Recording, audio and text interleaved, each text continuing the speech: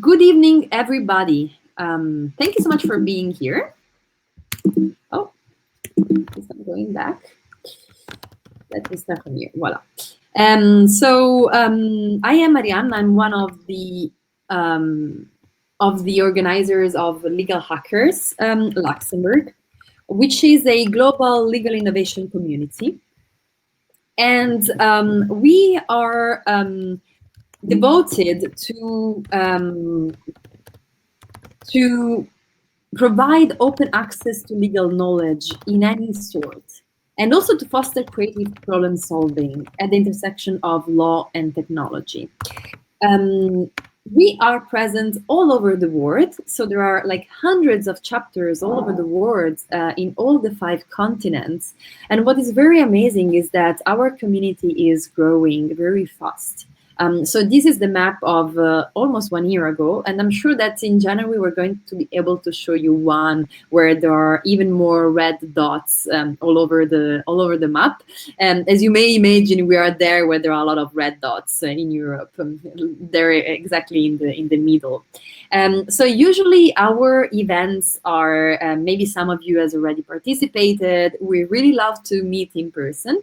Unfortunately, this has not been possible since last March, which is a pity because we usually enjoy a lot also to meet, to chat afterwards, to maybe to drink something. But we really hope that it's going to be happening soon.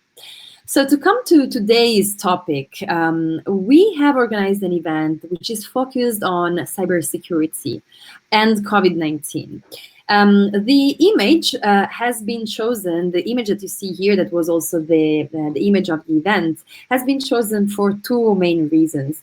One is that we have to train our cyber resilience, but also our psychological resilience to the pandemic, because as it seems, COVID-19 is here and it is destined to stay a bit longer than we all hope for. But also the other reason is that it's very hard to find images of, if you just tap cybersecurity, unless you want to find, like here, as you can see, people in dark places with hoodies and with sunglasses. So I just put it here because I find it's very fun to have this kind of lacking iconography for anything that is related to cybersecurity. But coming to today's topic, as you may know, our event is organized within the European Cybersecurity Month that each year is organized in October, and there are a lot of initiatives all over Europe, but also in Luxembourg, as you may know. And this year is a very peculiar year, because with the surge of the pandemic, there has been a shift of all our activities to the online environment. It means that we are working remotely, we are teaching and learning remotely a lot, we're also practicing yoga remotely and sports. Even our personal relationships have shifted remotely, which means that there are many more cyber threats that can touch us as people, but also as organizations and institutions. And on the other hand, what is particularly worrying is that there is a specific conjuncture of cyber threats and the financial crisis, so the economic crisis that does not allow many institutions to invest enough financial resources to be able to face those threats. Today, I'm very happy because we have special guests, and we're going to tackle 2 specific problems that we have seen that are specific of this COVID-19 pandemic. So the first one is that, as you may know, there is an increasing collection of data of citizens by governments and healthcare institutions, of employees by employers, and many of this data is also sensitive data. So all over the world, there are growing concerns about privacy and about how this data is going to be used, not only today, but also in the future.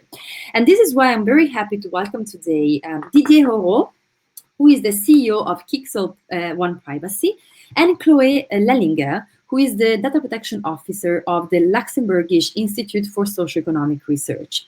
I'm just going to give a very short presentation, then I will leave the floor to them. So they're going to present Keexle ZeroTrack, which is a tool that was built by OnePrivacy in cooperation with LISER and the COVID-19 task force. The goal is that of supporting Luxembourg policy making in the pandemic. And I will stop here and I will let them later to explain us everything about this tool.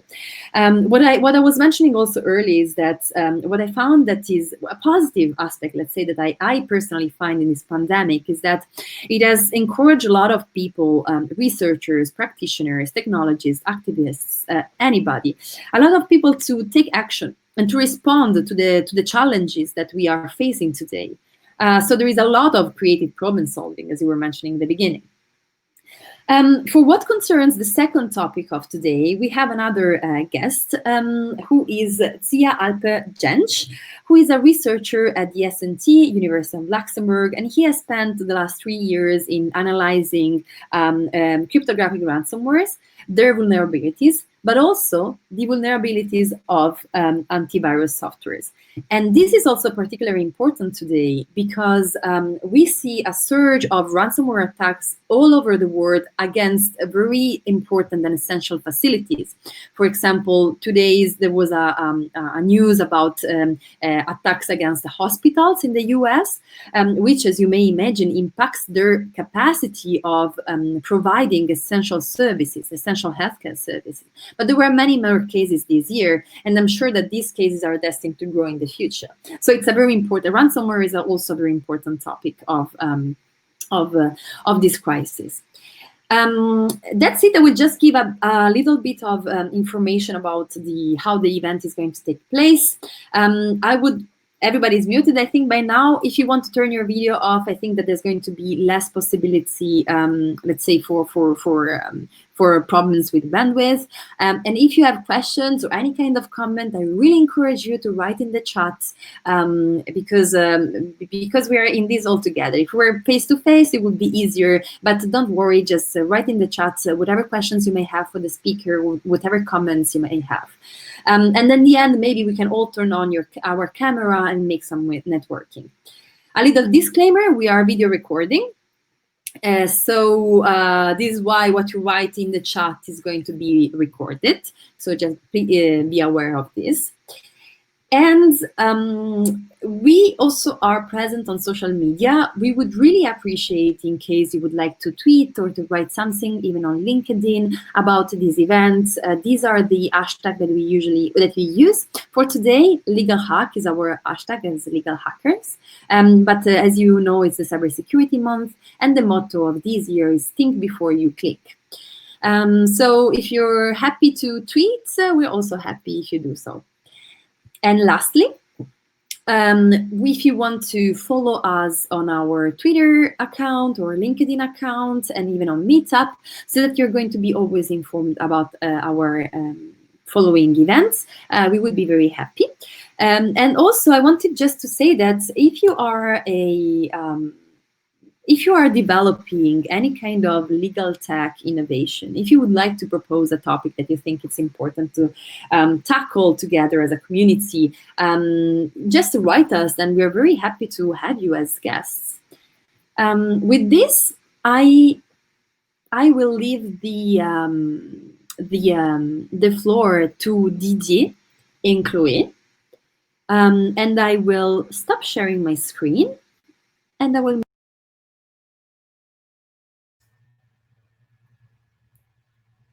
Rihanna, your sound disappeared. Sorry, yes, I muted myself. But when I was saying it, I was also muting myself.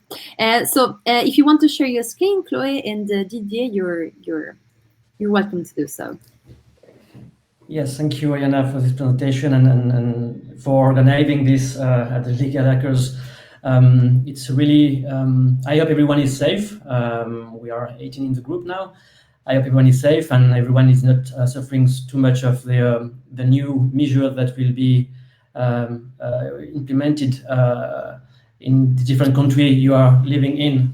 So today I will co-present, like you said, Keexle ZeroTrack. So let's try to share my screen again. Up.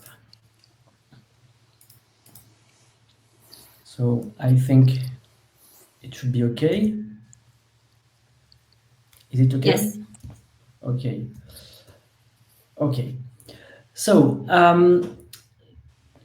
we are talking about a tool that should be easy to use, because when we are talking about cryptography, the main difficulty is for any individuals or any persons to understand the technology, but more importantly to use it without having in mind the mathematics behind cryptography. So mainly the Keexle ZeroTrack would be a platform that will allow any institution, individuals, companies to define online surveys, and for the people who are answering the surveys, they will have the guarantee that everything is confidential and anonymous if the data processors pretend to say so.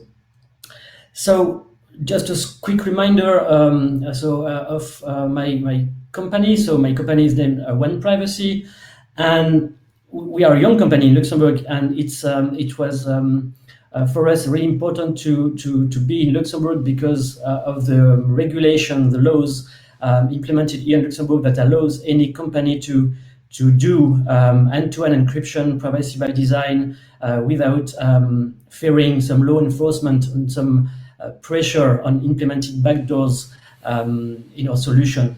So mainly we believe that we can have alternatives to all of the solutions what we are using now that are not private. That means that there's someone in the middle who can spy on what you are discussing and what you are exchanging.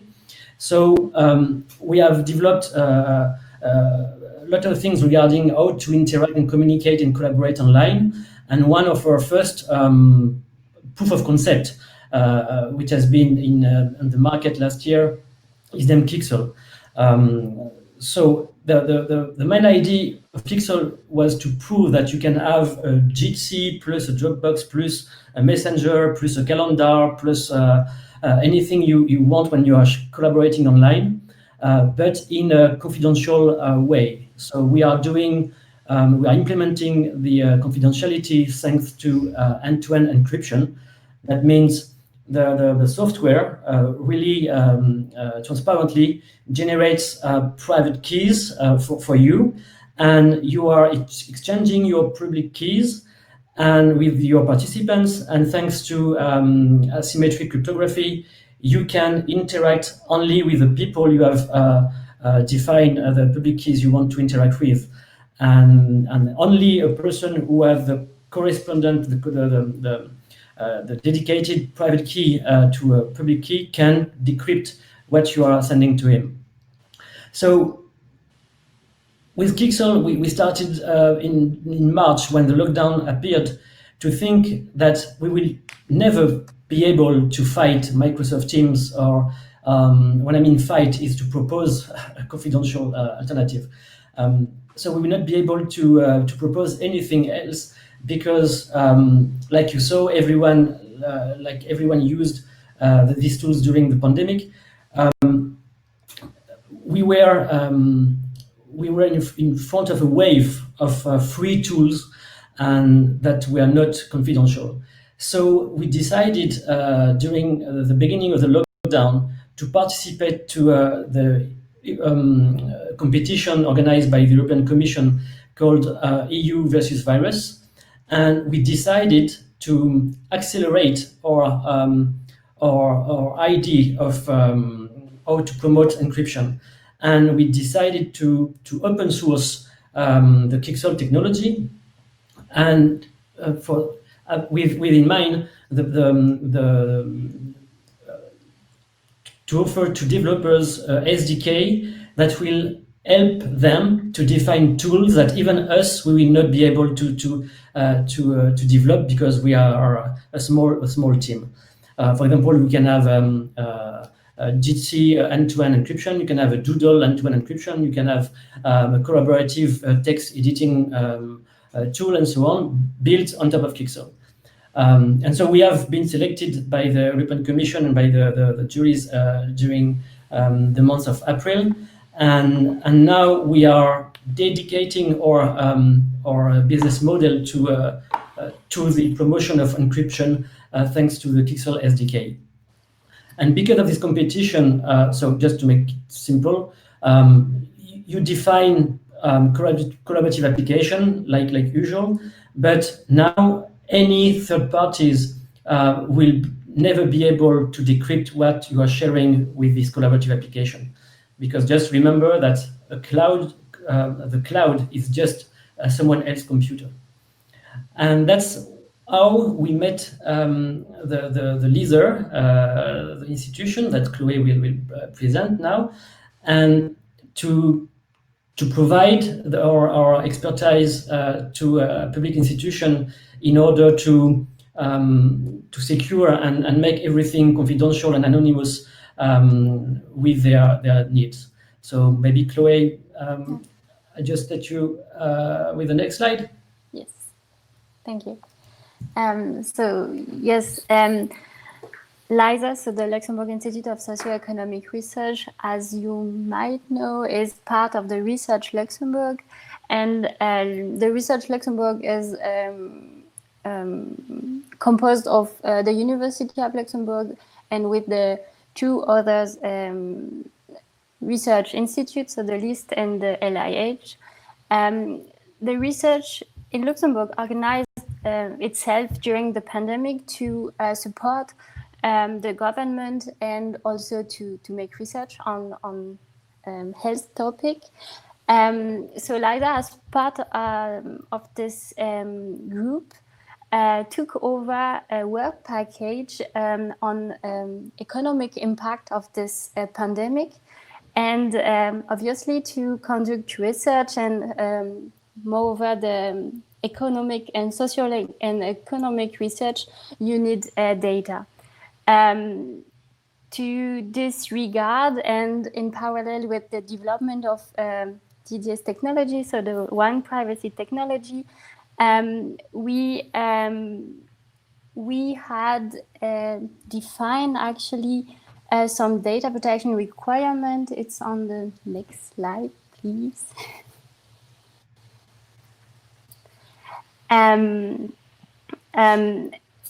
So yeah, maybe on the project more in the context. So to collect data, yes, but which data? So socioeconomic data on citizens impacted by the pandemic, so all of them, but also on health data, what or maybe your symptoms, what or your feelings today. So it was the idea at the beginning of this work package. So as we analyzed it internally at LISER, we focused our data protection strategy and requirements on two ID, a self-sovereign identity management. So we would like to have no trusted third party needed, and that the citizen is in control of its identity itself. And the second idea is a user-centered approach, so that the data subject has the control over his data and to whom he shared them. Yeah, because the topic was really sensitive and the data are really sensitive. So we have really take this opportunity to create a new tool and to increase the innovation on this data collection. So that's why we choose actually OnePrivacy, and with its help, yes, please. The next slide. We try actually not to follow this scheme that you might know, that when you collect data, they are personal at first, and then through a trusted third party, then he pseudonymized them for the data controller, that the data controller never knows the identity of the data subject. But yes, one of our requirements was that indeed that this trusted third party does not exist, and this because of a trust factor in this data collection. We really encourage this technology to have no intermediary between the data subject and LISER as data controller, and that the data subject, the citizens, is really in contact with LISER, but also in control with its identity and over his data. So maybe, yeah. And if I can add something, Chloé, the problem with this approach. So on this slide, we make it very simple, but the trusted third party may expose some really great technologies to make sure that the data is not accessed otherwise by the data controller. But the problem in this approach is that you have to trust at least the third party and also the data controller. So because you don't know how they are interacting together, you may not be sure that this personal, this confidential data is shared in a workflow that is not controlled by the data controller. And for example, in this, and if you're using Google Forms or any surveys online, the data controller, the identity and the proof that the data controller is the one who pretends to access your data can never be controlled by the user. I mean, if I on Google Forms and I fill out a survey, or I define a survey for my association, for example, the user has to trust that I'm the one who will collect the data. But at least Google will collect the data, and we don't know how the data collected will be shared among all the data centers Google have. So that's a big issue regarding the identity of the ones who can effectively access to this confidential data, even if it's pseudonymized or not. The problem is that you cannot have access to the identity of this person, except if you are reading the general condition, but this is not something that you can trust because this is not technical. So Chloé, I'll let you now on this one. So yes, with the help of OnePrivacy and based on the Keexle technology developed by OnePrivacy, we create this new data flow. So the first, maybe I let you, Didier, you know best your technology as I am, but yeah. So the main component here is the data controller, so the one who wants to access the confidential data, and the other main actor is the user. So, and we have to go to some kind of third parties because you have to go through routers, you get to go through backups and so on. So, and our philosophy is that you cannot trust anyone.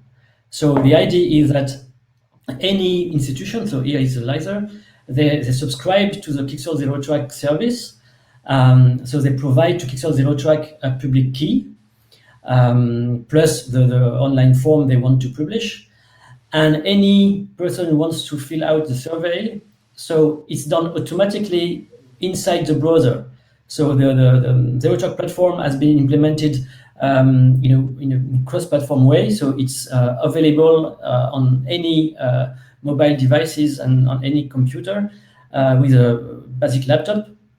So everything is running inside the browser, and once you fetch the public key, you can then get access to the identity of who will be able to decrypt your data. Then you can generate your own public and private keys. It's really important that we are offering to the citizens or the person who are answering the survey that they can also at the end delete or modify the data, and only them can modify and delete the data. So that's why the possibility for them to generate a public-private key in their browser is really important. Then, if you fill out the form, everything will be encrypted. So first we'll generate an IAS key and so on, but you will be able to encrypt every field with the public key of the LISER. Either you want the form to be anonymous, and that's the first implementation we will release, I think, publicly in a couple of days. If it's anonymous, that means public key here generated by your browser is just unique. So you don't you generate a new one every time you want to fill out the survey. So that way you are sure that there is no pseudonymization table controlled by LISER. It's you that generates once a key for LISER. Or if you want, or we have a case where the LISER wants to the surveys during a certain period of time. So it can be for 5 days, for example. So during 5 days, I want the same user to be able to be tracked, but tracked means is using the same public keys to fill the form. And after the 5 days, the post made by the user will delete the keys at the client side. So there's no trace of that this user has responded to the survey during 5 days. So this is a general scheme, but what is important to understand is that now you can trust when someone says, I'm the LISER and I want to make a survey that is anonymous, because you fetch the public key and because you control the generation of your private keys, you can be sure that the keys is used once, so only once means you are anonymous, or during a couple of time, that means only you, during 5 days, will be able to modify your data if you want to modify it, so you can have your right to on modification of your data implemented easily. So yeah, unfortunately, we cannot reveal more of the real platform or the results of the first launch, because it will or it might be launched in the next weeks. So you will be able to use it hopefully, but yeah, we can't present you it right now.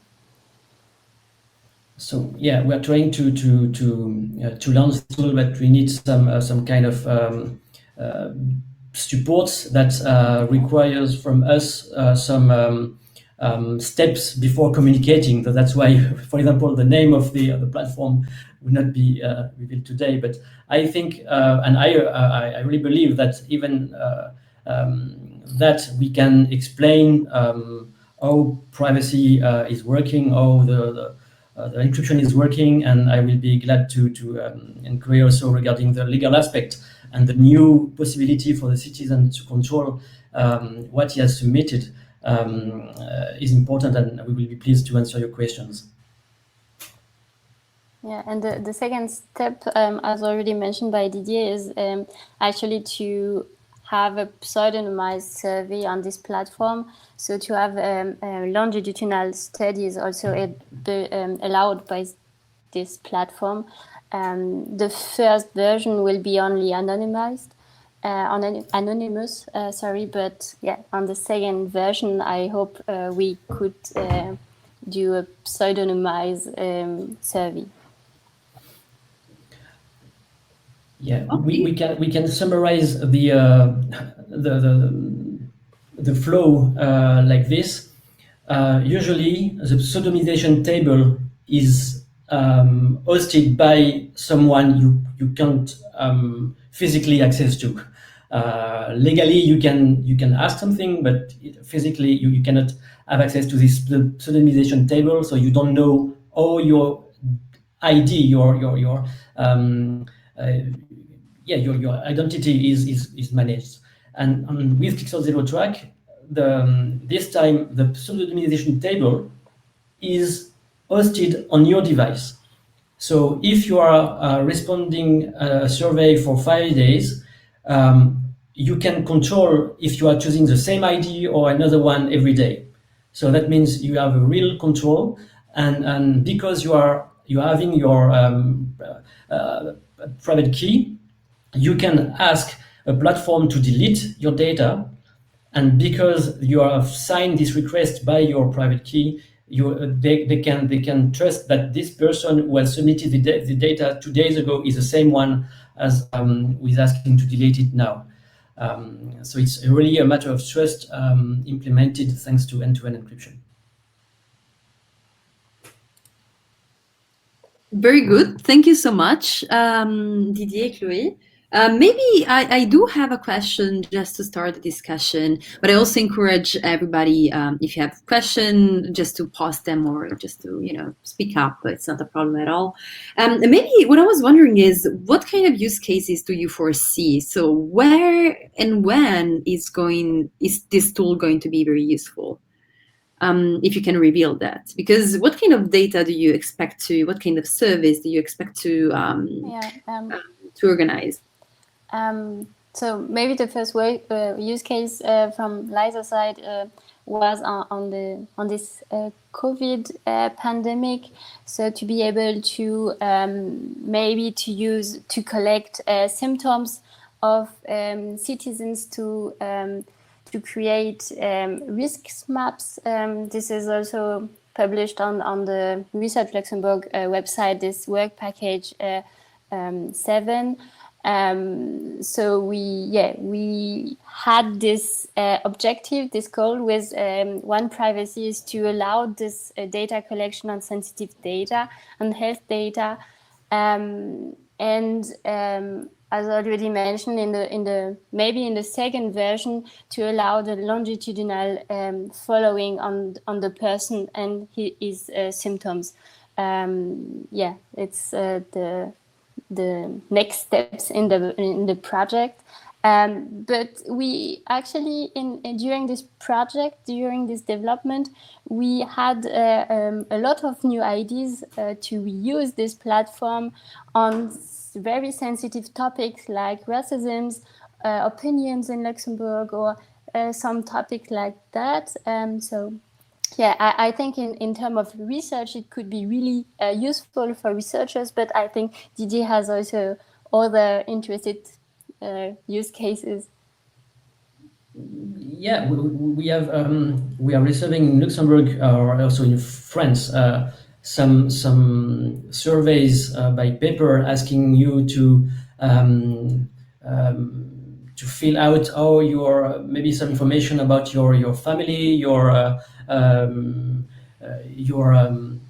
anything personal, but they are asking you a way to log into a platform and to submit your data.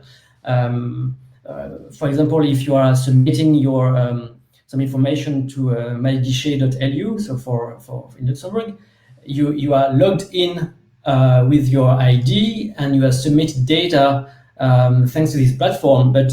And this platform, they are the ones who are sending you also the pseudonym you have to use to fill out. I think the last survey I received was about the security in Luxembourg. And they send me an ID plus a password, but they know who I am, and I have to trust them that they will not make the connection between my answers and who I am. So with this kind of technology, I just receive a link or anything else, and when I logged in, actually I'm generating my own ID. And if I want to get control, to have control on what I have submitted, I have just to store this ID or this private key as long as I need to. But if I want it to be anonymous, I'm just creating my own ID, and I submit my survey, and there's no way for the data controller to match my identity and my answers. So in terms of way for citizens to gain access to a new way to know what a state knows about himself, this is really important. I think so, and I was thinking also about all those use cases in which, so I know that a growing number of companies and organizations are asking health data to their employees, right? So about, symptoms checking, etc. And maybe employees may be very reluctant to share those kind of information, not only about themselves, but also about their personal habits and also about their family health with the employer, right? However, on the other hand, it could be, especially for symptoms, for example, I'm thinking that it could be very useful to, for example, to check what is the health status of the employee, also to for example to calculate what kind of risk there is of certain clusters in certain areas in certain organizations. So I really see the usefulness there. What I was thinking is what I'm wondering now, working in this topic, it's always very fascinating to learn about these new solutions. And what I'm wondering is, do you think that promising anonymity of data collection and processing will win people's concerns to participate in this kind of data collection efforts? Or do you think that other kind of trust marks would be needed to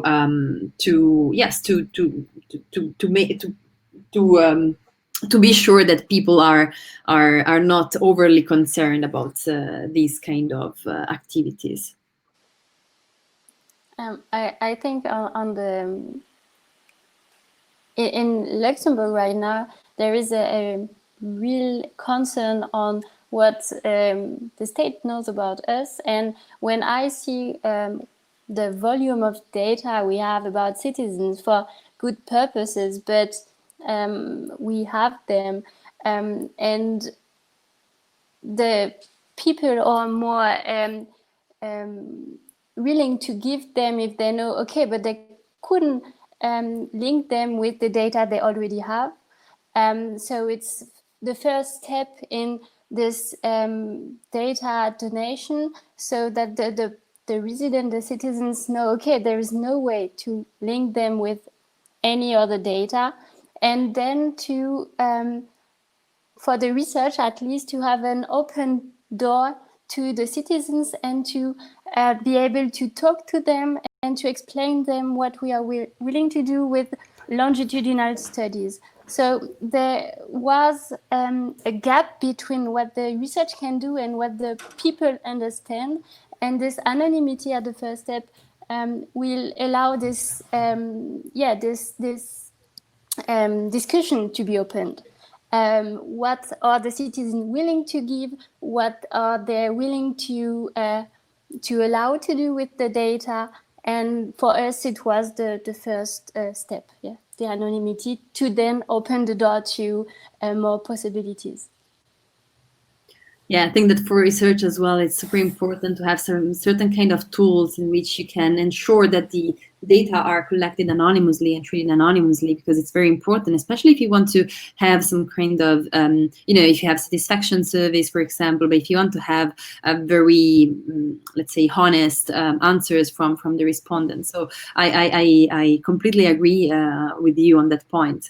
I'm just thinking that sometimes just mentioning anonymity, I mean, it's very important that you manage to communicate very well what you're doing and why you're doing it. So in a way that is not technical, but ensures that the people are completely understand how this works and that it can be trusted. So trustful marks, I think it's a very important part of your job. What I was also thinking is that, I don't know if you can speak about this, but you mentioned at a certain point that people, so data subjects would have let's say the control over their data. Would you be able to expand on that? What kind of control you're thinking about? If you cannot, I completely understand. No, it's quite easy to understand actually. And sorry, my connection just lost a connection. You see two of them. Yeah. And one of them is still with the crossed arms then. Okay, so the thing is that when you are filling out a form on the internet, so there's actually over HTTP. So you send the data, so it goes through different routers and so on. And at the end, the person can replicate the data or can modify the data at will. Okay, so now because you know what you are submitting and you're signing everything you are sending, it's signed by a cryptographic key. You can be if you want to check what a data controller has on you, you can just make the difference really easily, because if it has decrypted your data, modify it to make you think that you have been on such a website and so on because you are were traveling, at the end you will be able to say, no, I've never submitted this data. And because you have the private key, you can also, so now you have to trust that the data controller will accept your request. But I don't think any company will take the risk of his reputation now, because he can prove that the request has been made by the one who has created the data. So if I'm Google, for example, and I want to I have received a request from a Google user, says delete this email, it's impossible for Google to identify me really easily. I mean, by default, it will not do it. So I need to send a lot of information on me and so on. Now I just want to say to Google, delete this ID or this data, and this data has been signed with this key, and now you can do it automatically. So it's like the keys of your home. It's like before you give your keys to anyone who wants to help you inside your house, and now you are the only one who can access your home. So because you can enter into it, you are the one who have the right to be in it. But today, even on your computer, you don't know who can access to your computer, and you don't control this. Is there any? Yes, I see that there is. Maybe Callum, I think you raised your hand. Is that the case? I did, yeah. Hi. Okay, good. A while ago, but just to go back a little bit, you were talking about, Ariana, about and you're right about if you're asking people questions through online forums or face-to-face, and when you're talking about personal information, you can't necessarily trust the results. And one of the other implications for ZeroTrack or possible uses is in large organizations, for example, there's really important data for running the organization that you just can't ask people for legal reasons, or because you won't get an honest response. For example, for an organization to find out very valuable information, an organization to find out what percentage of their employees are considering leaving the company within the next year or the next 2 years, for example, or even more sensitive than that, something about asking female employees if they're planning on starting a family, and if they were considering starting a family, and timescales. Now, obviously, you could never enforce someone to give you that information, but if you ask those questions voluntarily with our platform, then people are actually able to answer honestly, trusting that it's completely anonymous, and then the organization can can get that information, to know, okay, 30% of my employees are thinking about leaving the company in the next year, for example. That's really a valuable thing to know, and it's not something you can get out of people normally, because obviously if your boss asks you this, you're not going to get an honest answer. So that's another implication in the private sector. Yeah, I see this totally happening, and indeed, I think that's very useful for these reasons. Is there anybody else that would like to ask a question? In the meantime, I will read Lena's comment that thanks you for the presentation, Didier, Chloé. Regarding presentation, Google Analytics allows now to delete all data linked to a specific Google Client ID. Pseudonymized identifier directly from the Google Analytics interface. But the LISER platform apparently has better options to manage our online privacy directly from the browser. Great job. Yeah, I also was thinking that the fact of implementing this directly in a browser is much better than implementing a different application, because indeed there is this explosion of applications, and we think of taking surveys on a different app, then that would be, I don't know, maybe that would be some kind of factor that would work against your own idea. So indeed, that's a good point. Anybody would like to add anything or ask anything? Feel free. We're all in a small community. We're happy to receive some feedback from the community as well.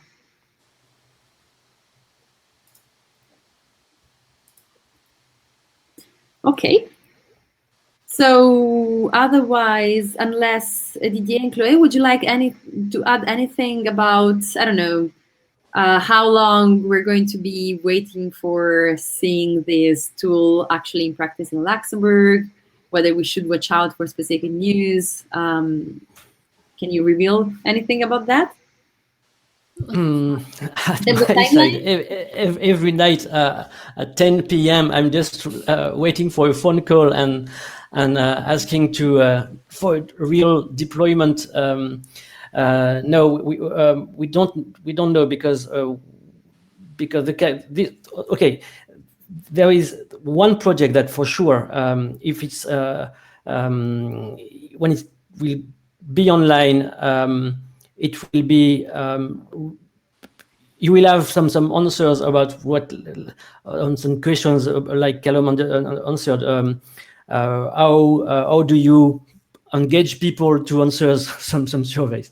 But for the moment, and I realize that I've not done this on the slides, I think the best way to be in touch is to follow Legal Hackers webpage, or LinkedIn group, and Twitter, because we will rely on you to you will be one of the first ones to know when it will be online. And at the same time, with LISER and also with the Keexle open source project, we will make this technology available also for developers.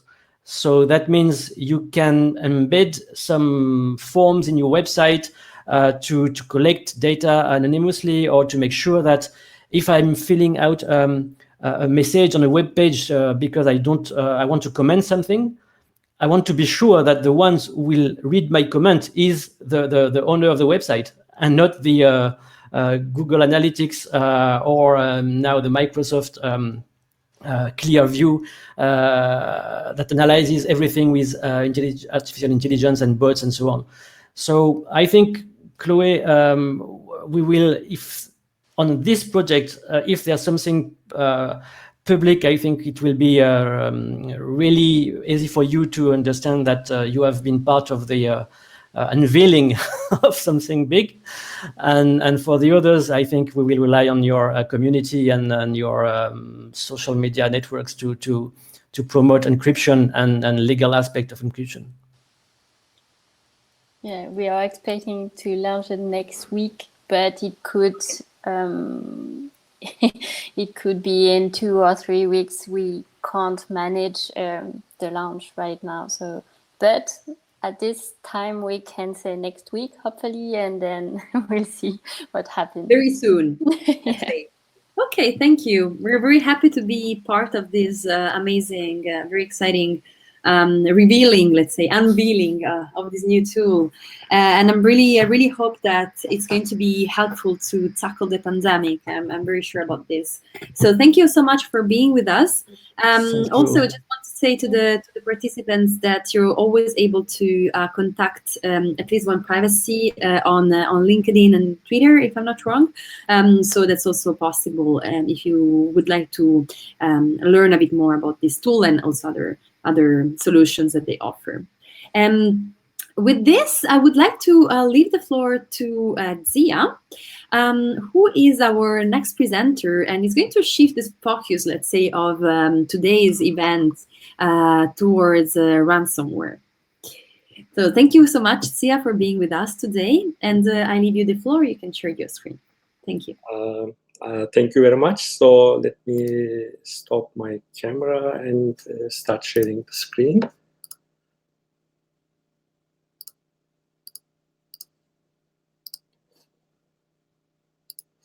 Okay, so now you should be able to see the slides. Can you confirm, please? We do.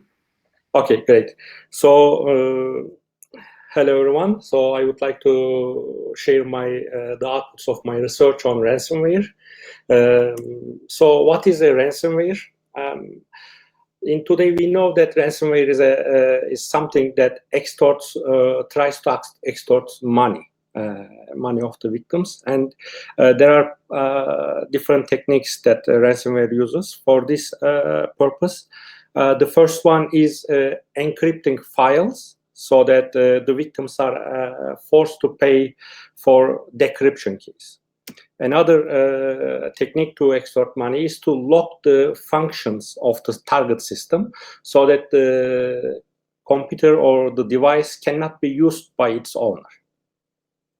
Another and recent technique, although we mentioned this a few years ago that it's coming, is that to extort money by blackmailing to publish some potentially sensitive information.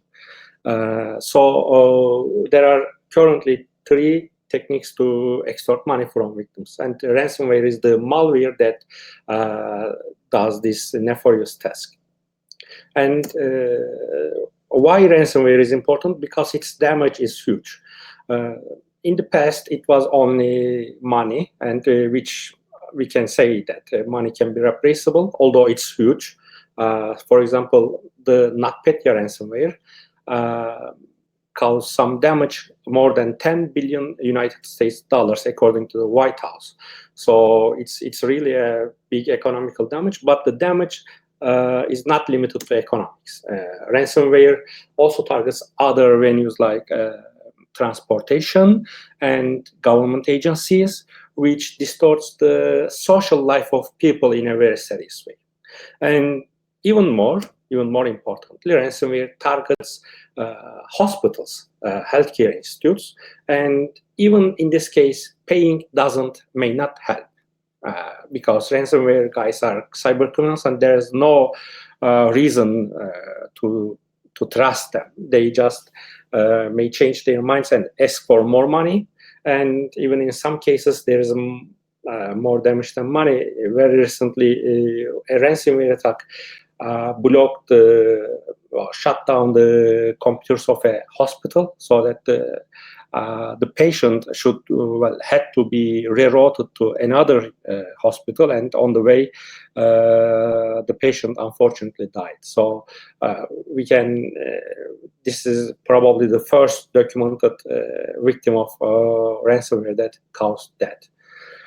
So that the ransomware is very, very important, and Arianna showed in one of the slides that ransomware attacks started in the United States against hospitals. Actually, this is FBI had a advisory published yesterday that this was coming, and today we see that it happened.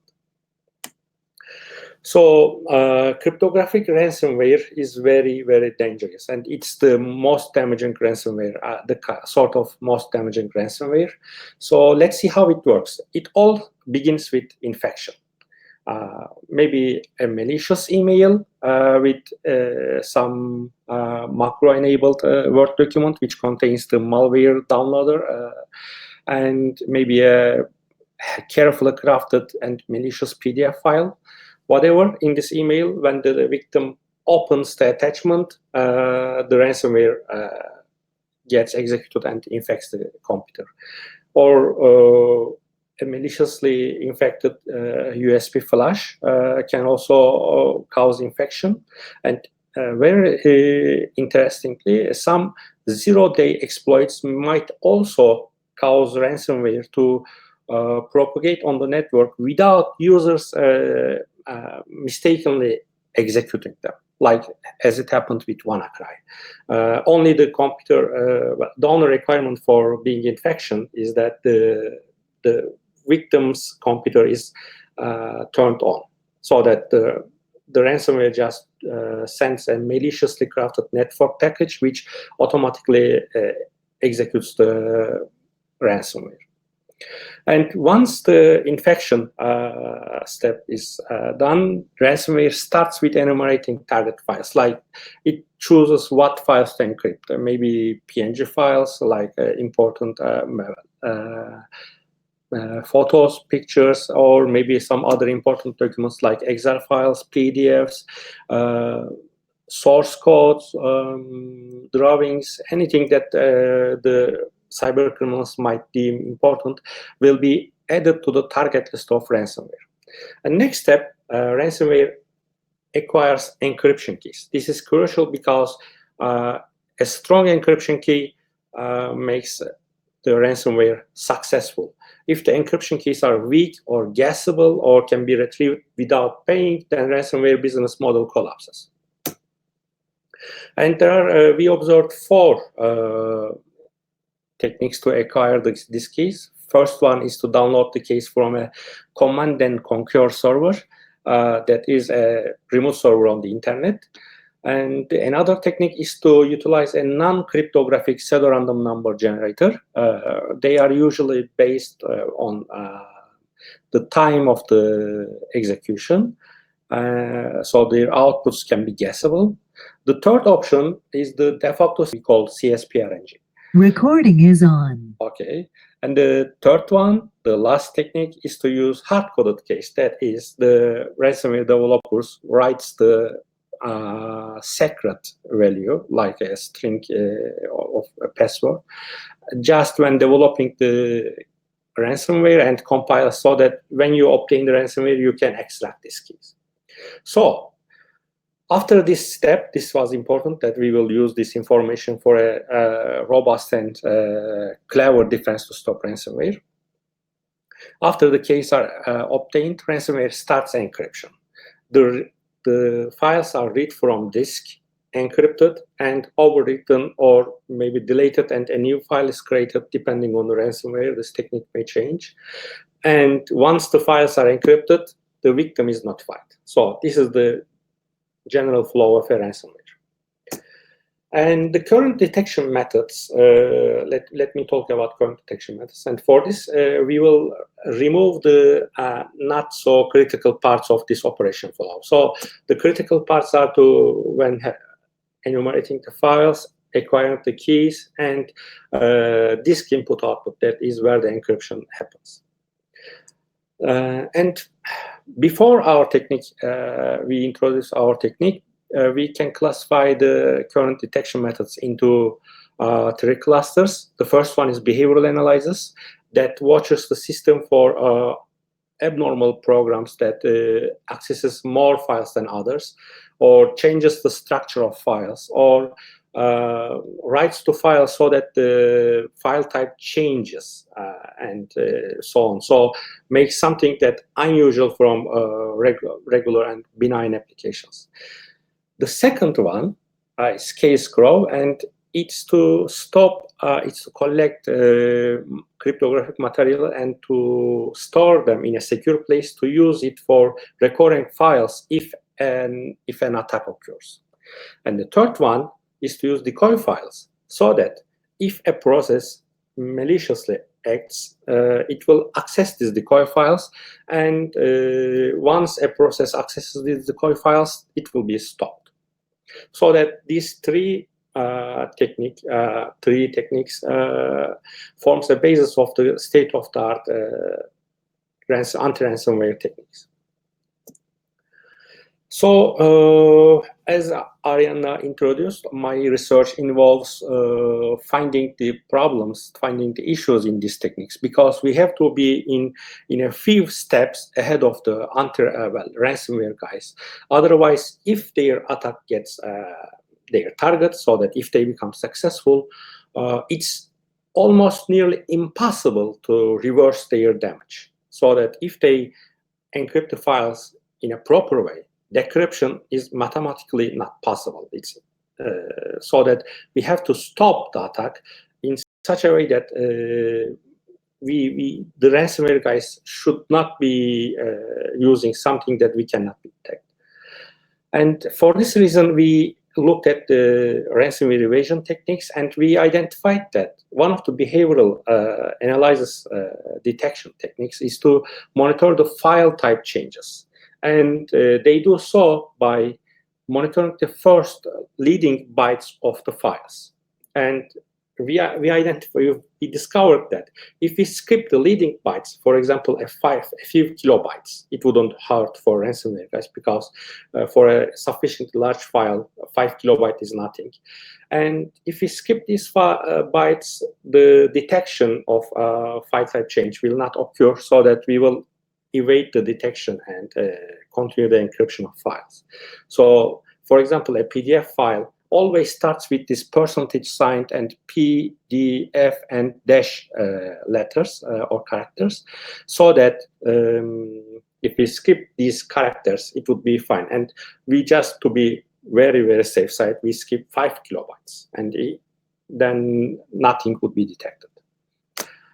And another detection technique is to employ a similarity digest hash, ST hash function, so that if a file is encrypted, its contents will be totally different from the original file, and these hash algorithms will identify the change. And they do so by assigning a score for each change, and scores higher than 20 indicates a strong similarity.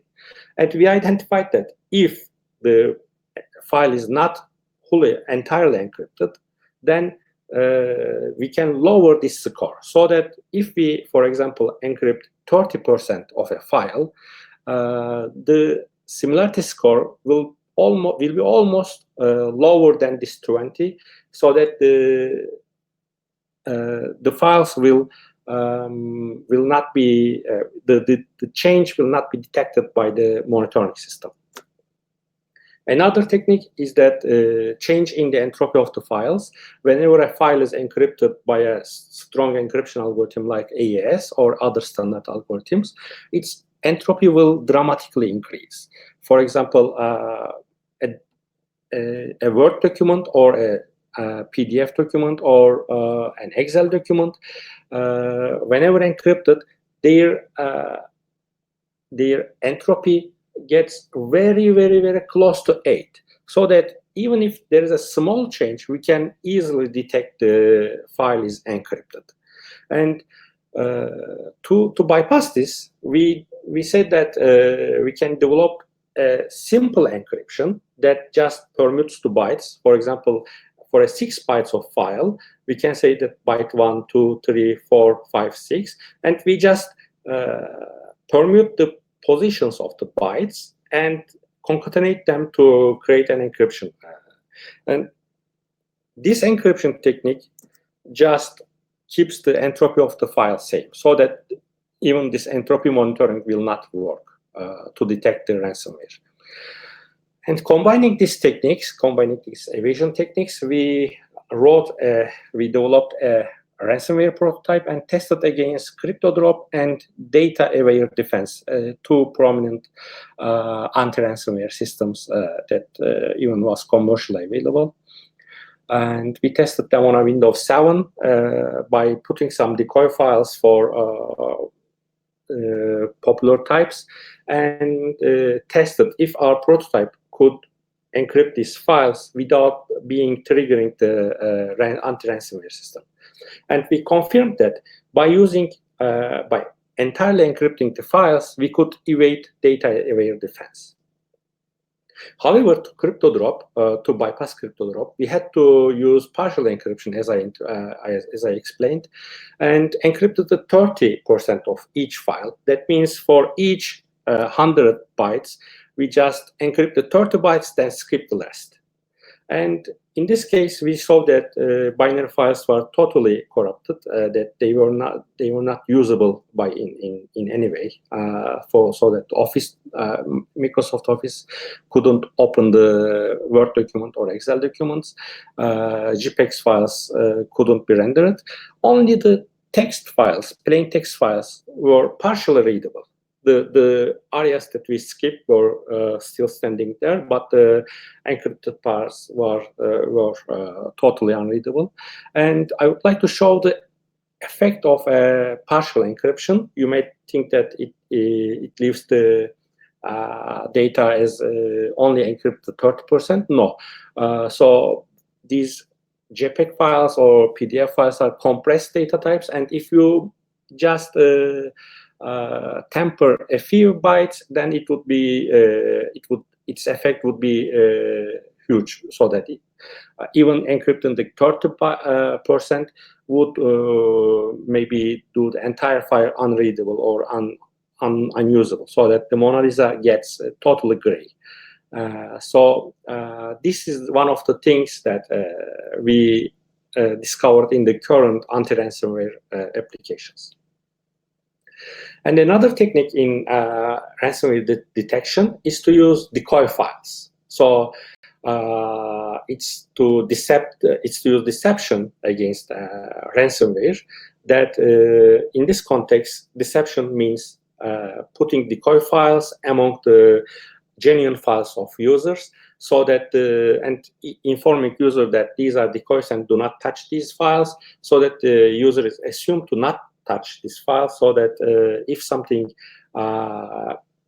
if a process access these files, it will be deemed as ransomware.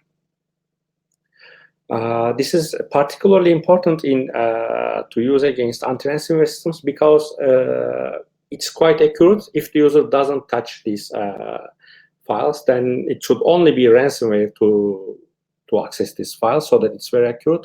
Highly efficient, it doesn't need any monitoring resources that behavioral analyzers use, so that it's a downside of behavioral analyzers.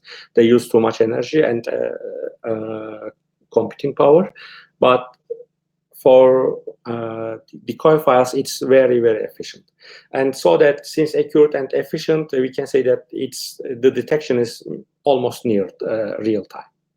But for this to hold, we need two requirements. First, the decoy files should not be distinguished, because if they can be identified easily, the ransomware would easily skip them and encrypt the files.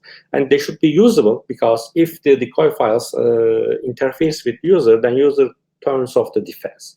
And so for this, the balance between these two requirements is the key to success of using a decoy file against ransomware.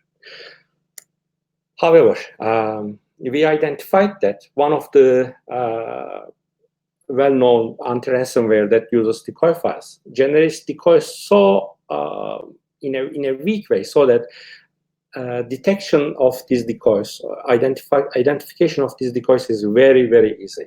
They generate only hidden files, and they fill those files with only 0 bytes, so that we easily write an algorithm. If a file is hidden, and if the file is totally null, so that is all the bytes are 0, then this file is not a genuine file. It should definitely be a decoy. And we tested this against this CryptoStopper software that you can also test on Windows 10. And our anti-static algorithm could easily skip all the decoy files that we implanted, CryptoStopper implanted in the system. And we could easily encrypt all the genuine files of the users. Another anti-ransomware system, RLocker, can also be bypassed by using another variant of anti-static. So we can say that even in the deception-based systems, there is still too much work to done to say that they are secure or they are usable against ransomware. And before I continue, I would like to tell a Windows developing API, a Windows API that helps developers to use for maybe some automation or some other task, accessibility tasks, that you can generate user inputs on Windows by using the send input API. For example, you can move the mouse to an XY coordinate, or you can synthesize a click event like mouse left click, and maybe you can even generate a keystroke event so that you can simulate a user typing something. So with this information, I would like to show you the results of our analysis of antivirus software. They are very important because they are the de facto standard of security. Whenever a user gets a computer, or even now when you get a Windows platform computer, you get already built-in anti-ransomware, or you pay for a third-party anti-ransomware because you have to use it. Otherwise, viruses will easily find you, whatever you do. And the main defense of antivirus system today is based on blacklisting. That is, vendors of antivirus company antiviruses collects malicious software from all over the world by using their wide range of sensors. Or usually, this also includes the antivirus clients installed on the computer, so it's also kind of privacy concern. However, they collect this data, they generate the signatures of malware that they identify, and publish this list of signatures, and so that the clients gets this information and blocks malware, so that this technique works against known malware. Whatever the issues in this technique, still it's the first technique to use malware against your daily usage of computer. So it's still very important to have an antivirus. But this is whenever the antivirus vendors finds a new technique to stop a malware, malware developers finds another techniques to bypass their detection to hurt the victims, and so on. So this continues as a cat and mouse game, so that it never ends. Every time one of the parties makes a move and the other makes a response, so that it always continues to, the battle always continues. And in this arms race, we take the side of antivirus developers, the vendors of antiviruses, and we try to look at the vulnerabilities in current antivirus software. Of course, I cannot give the actual antivirus image because then you would know what antivirus we are talking about, and so that I created an Acme antivirus of the last edition, 2020, so that it's in every antivirus there should be something like a settings menu, so that you can turn off the antivirus, because they are either creating some false positives so that you have to shut down it. Even some legitimate applications suggest you to shut down antivirus while using it. For example, some online test applications or some taxpayer software, sometimes in their manuals, official manuals, says that shut down the antivirus software while using our software. So that so this problem is known, and antivirus providers, antivirus vendors provides a way to stop your antivirus. So we we identified that for some antivirus software, whatever the users does to stop their antivirus software can be repeated by a malicious software. For this purpose, we developed a prototype of malware that sends the mouse clicks of the user as if a legitimate user is going and turning off their antivirus software. So the first step of this prototype, it clicks the settings of the antivirus. So there should be some option there that almost says that real-time protection or some other wording. That means that the antivirus is turned on. So the prototype continues to continues with the turn off sequence. For example, it goes to this real-time protection option, and it moves the mouse over the switch button and initiates a left click. And then antivirus asks you, do you really want to stop this beautiful antivirus? And we go over this OK button and initiate a left click again, so that the real-time protection gets disabled.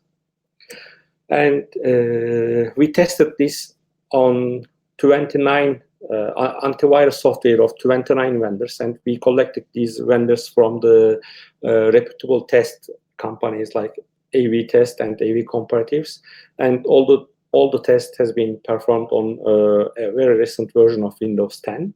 And unfortunately, we identified that nearly half of the antivirus software is susceptible to this attack.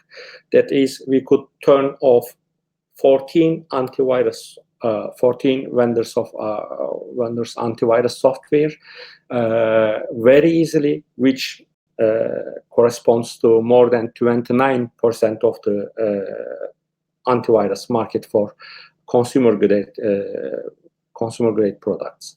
That is, in this list, there are very reputable vendors, and however, they are still susceptible to this very easy and very trivial attack. And so, as a responsible disclosure policy, we contacted them, and unfortunately, it's even more surprising that these vendors that are susceptible to this attack and vulnerable owner of the vulnerable software that supposed to protect the victims some of them didn't even provide an easy way to inform them.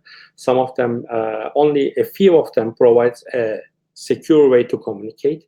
And as you see, we have still waiting for 4 vendors, and another vendor didn't even respond to our queries for a very, very long time.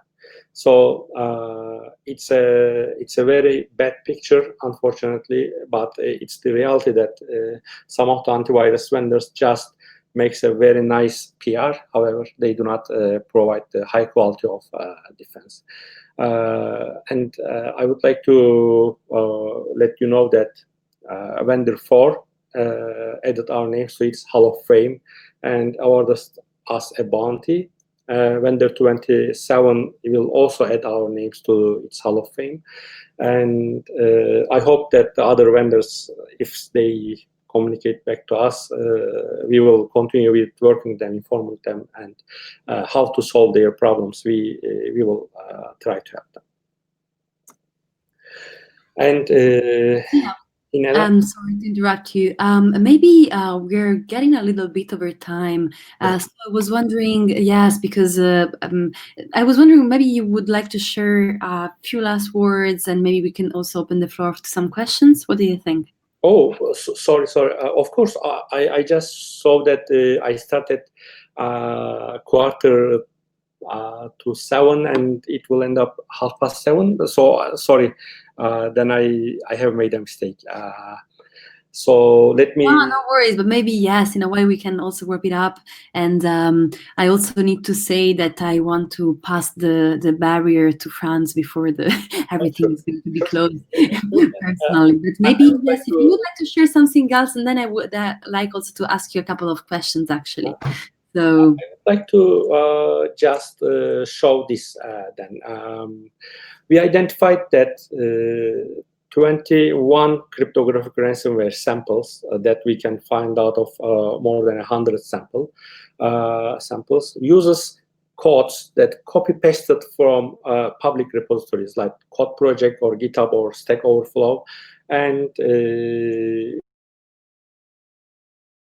I would like to show that 9 of them, we could identify 9 ransomware that's active and working real-world ransomware, uses codes from these open source or publicly available resources. And it seemed interesting for me to share with this, and we are working on how to use this information as an intelligence and counterintelligence action to stop or reduce the impact of those kind of ransomwares that uses this information already available in the public systems. For example, the left-hand side represents a code snippet from available from a Code Project repository, and on the right-hand side, a real-world CRYPTOGRAPHIC ransomware variant that tries to download a key from a remote location, and if it fails, it uses something very similar to the original key given in the Code Project website. We even identified a quite high resemblance of similarity of error messages, maybe other constant strings and function names that are totally same in this reuse incidents, and maybe it could be useful to stop ransomware in the future. So, and maybe a final word, I would like to tell you about the ethical aspects of our research. As you know, as I explained, we developed some ransomware to bypass the defenses in current defenses. It was necessary because if we don't do this research, ransomware developers will eventually find and exploit these vulnerabilities. So that somebody must do this and let the companies know in a reasonable and responsible and coordinated way, so that they can fix it as soon as possible, and the victims may never be in danger anymore. And for this, we use the ethics policy of our university, and for other sources like ACM and European Union, and try to follow up the measures and techniques explained there. And we never ever shared our prototypes with anyone, even if we were requested a few times to reproduce our results by other researchers. We just showed the papers and never shared any malware sample with anyone. And I'm happy to explain the research with you. And if you like to have questions, I would be quite happy to answer them. Thank you so much, Zia. Sorry if I had to cut you down, but it was super interesting. And you showed that it's a very rich domain, right? Also as a practitioner and also as a researcher. I mean, there are so many questions that need to be asked and to answered. And I think what is particularly fascinating is this dual nature of what you're doing. It can be used for good, and it can be used for the worst, of course, intentions. And I was wondering, why do you think that companies that you contacted, like antivirus companies, they had such a different way of answering to you? Now, some of them were super happy about that, and some others, of course, didn't even want to answer to you. Mm-hmm. Well, the first idea, obviously, is the resources that they might not devote to this important option they should have, but probably the lack of resources refrains them to put some officials or some developers to contact with the ethical researchers and implement their suggestions or their information.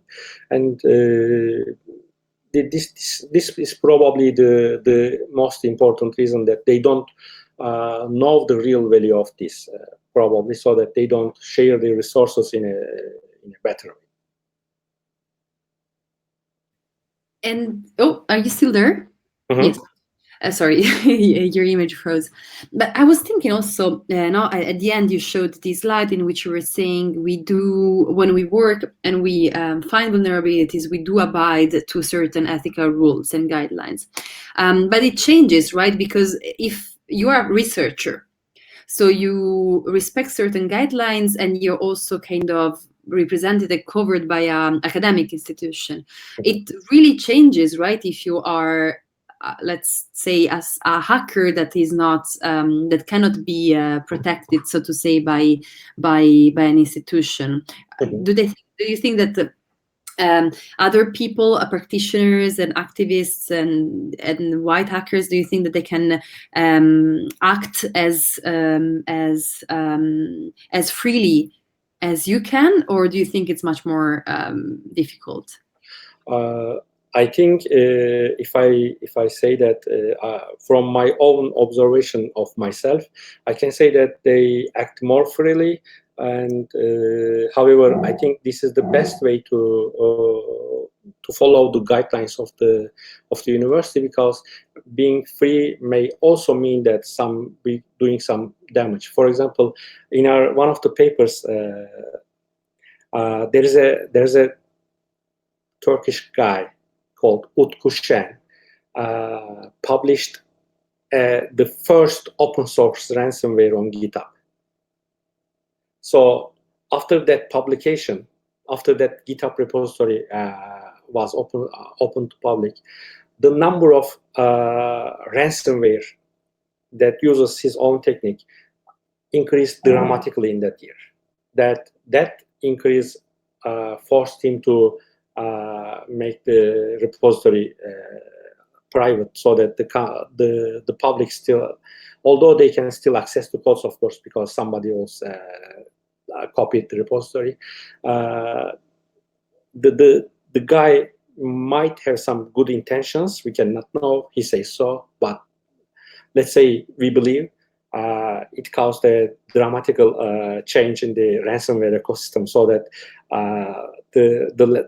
even the ransomware types developed in that language, C#, increased very, very, very dramatically. So that if that guy followed the approaches that I mentioned, at least one of the lists that he read, he wouldn't do this bad move, and he wouldn't do anything bad. So that being free might also let them to do something wrong.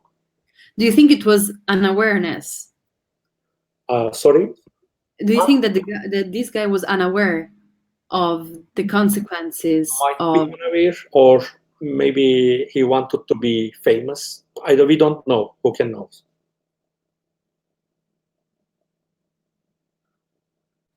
I couldn't hear you anymore in the end. Yeah, but I didn't want to continue on behind talking him. So yes. Something that I was wondering also, and you couldn't, and maybe you can tell us something now. I know that you had some part in the presentation. No? In the beginning, you mentioned that security experts are warning that ransomware attacks will get worse and worse in the future. How do you see that happening? If we speak about the next year, and if we think about the next, I don't know, 10 years. If I understand the question, you ask how the ransomware attacks will, if they increase in the next 5 years or maybe so.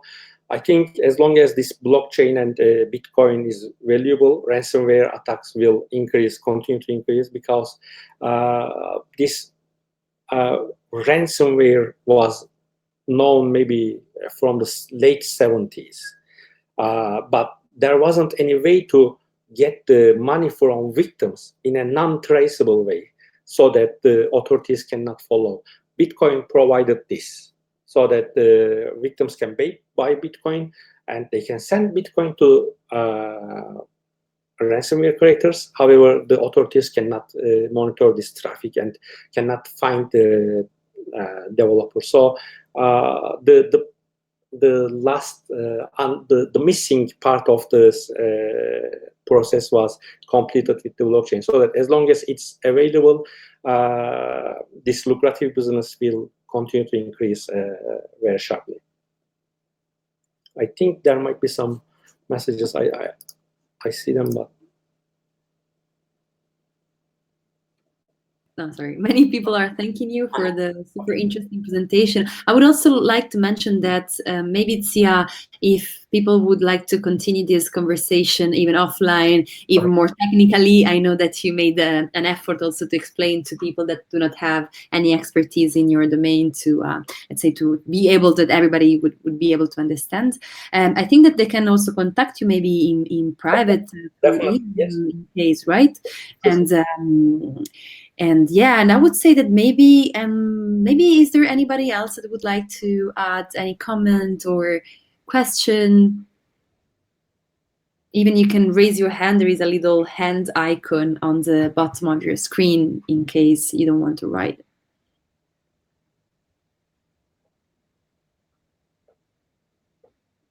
Now we're going to all stay here until someone asks something. No, I know it's a bit weird to be online because we want beer. Same here. Yes, we too. I still have beers that we were supposed to drink in our new in this event. They're still in my office. I hope one day we're going to be able to drink them. It's going to be too late, maybe. But yeah. So with this, maybe I would like to close today's event, and I'm very happy to see you, so to say, to see your black screens here, but to see many of you here. We were at 25 at a certain point tonight, which is very cool, especially because we're not offering beers as we usually do, which is, I think, a motivation for which many people come to our events. So I really hope to see you soon in our next online gathering, and you can contact the speakers, of course, and you also can contact us as organizers in case you would like to propose a topic or an innovation or solution. We would be happy to, as you see, really give the floor to different innovations and different, say, research and products. So we're very happy to let's say to organize events in a collaborative way. So thank you so much for being here tonight. Let's be resilient to this crisis. We're in this all together, and what makes us unique is that we are a community. So let's not forget this.